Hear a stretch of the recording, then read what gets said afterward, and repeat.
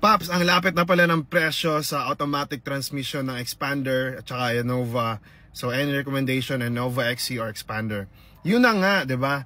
1.3 million si Innova, 1.3 million then around like that price range si Expander. So, having that said, it makes a very interesting comparison or competition between the two brands, no?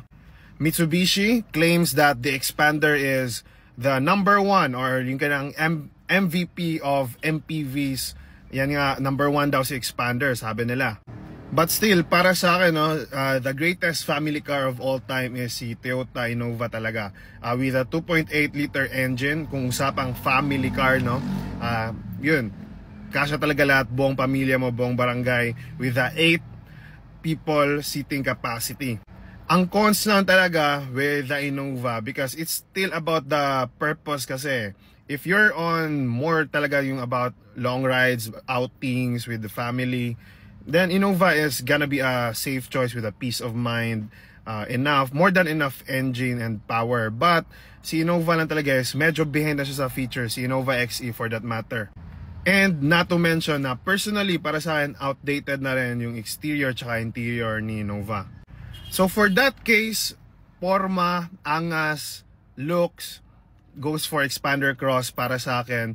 Smaller 1.5 liter engine pero para sa akin it's more on a lifestyle family car kasi. So if you're just palaging city lang, enough na yung 1.5 liter engine. Then 4-speed automatic lang pala siya, which is yan yung common din na disadvantage or ayaw ng mga tao sa Expander.